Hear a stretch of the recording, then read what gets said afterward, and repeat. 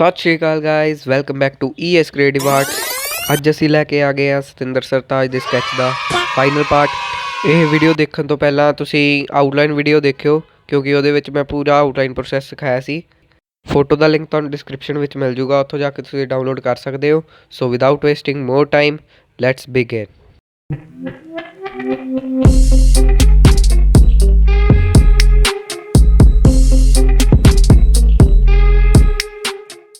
ਸਭ ਤੋਂ ਪਹਿਲਾਂ ਅਸੀਂ HB ਪੈਨਸਿਲ ਨਾਲ ਆਈਜ਼ ਦੇ ਰਾਊਂਡ ਬੇਸ ਲੇਅਰ ਸ਼ੇਡ ਕਰਾਂਗੇ।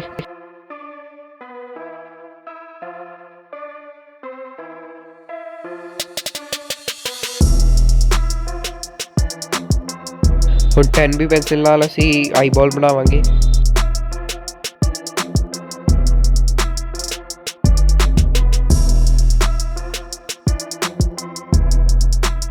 B ਪੈਨਸਿਲ ਨਾਲ ਅਸੀਂ ਸ਼ੈਡੋਜ਼ ਕ੍ਰੀਏਟ ਕਰਾਂਗੇ।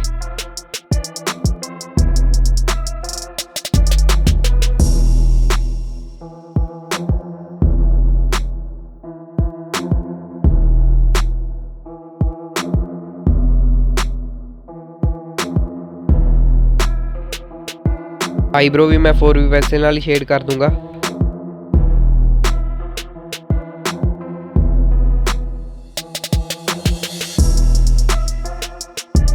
ਸੇਮ ਪ੍ਰੋਸੈਸ ਅਸੀਂ ਦੂਸਰੀ ਆਈ ਬਣਾਉਣ ਲਈ ਵੀ ਯੂਜ਼ ਕਰਾਂਗੇ।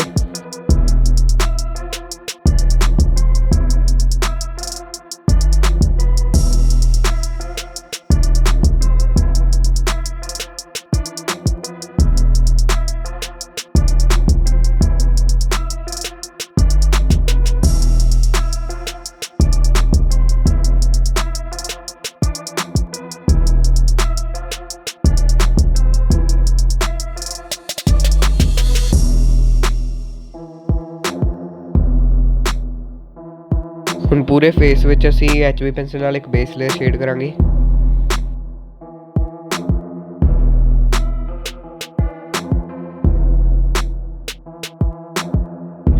B ਪੈਨਸਿਲ ਨਾਲ ਸ਼ੇਡ ਕਰਾਂਗੇ ਸ਼ੈਡੋਜ਼।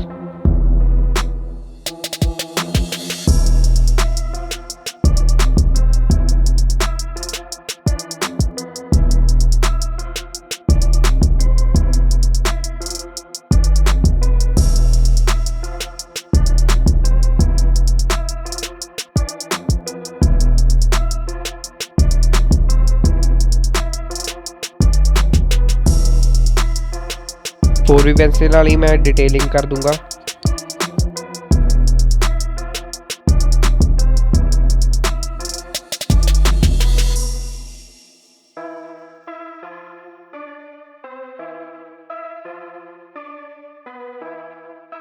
ਹੁਣ ਮੈਂ HB ਪੈਨਸਿਲ ਯੂਜ਼ ਕਰੂੰਗਾ ਲੋਅਰ ਲਿਪ ਲਈ ਤੇ ਟੀਥਸ ਲਈ।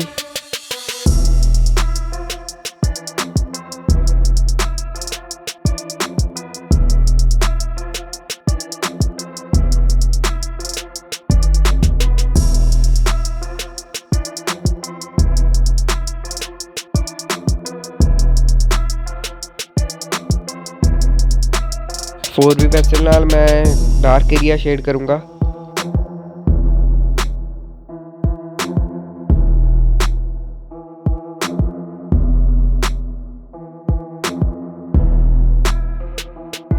ਹੁਣ ਮੈਂ 10B ਪੈਨਸਿਲ ਨਾਲ ਮੁਸਟੈਚ ਵਿੱਚ ਸ਼ੇਡਿੰਗ ਕਰੂੰਗਾ।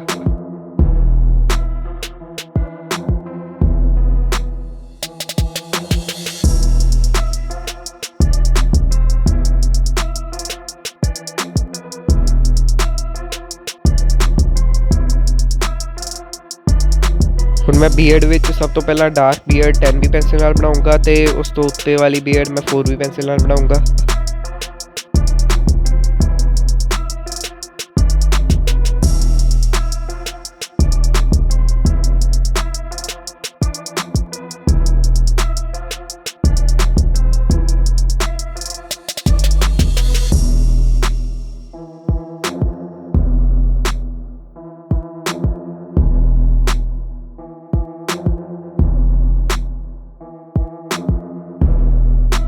ਹੁਣ ਟਰਬਨ ਵਿੱਚ ਸਭ ਤੋਂ ਪਹਿਲਾਂ 4B ਪੈਨਸਿਲ ਨਾਲ ਅਸੀਂ ਬੇਸ ਲੇਅਰ ਸ਼ੇਡ ਕਰਾਂਗੇ।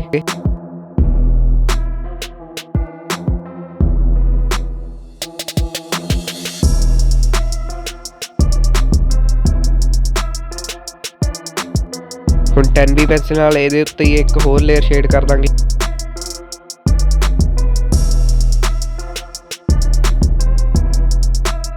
ਹੁਣ 10B ਪੈਨਸਿਲ ਨਾਲ ਅਸੀਂ ਡਿਟੇਲਿੰਗ ਕਰ ਦਾਂਗੇ ਟਰਬਨ ਵਿੱਚ।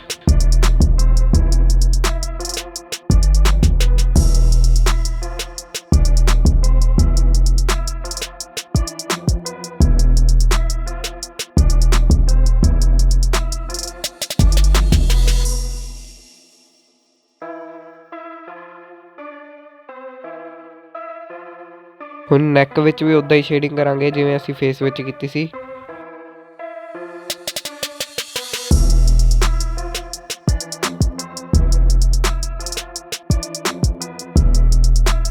ਸਾਈਡ ਵਾਲੇ ਹੇਅਰਸ ਵੀ ਮੈਂ 10B ਪੈਨਸਿਲ ਨਾਲ ਹੀ ਬਣਾਉਂਗਾ।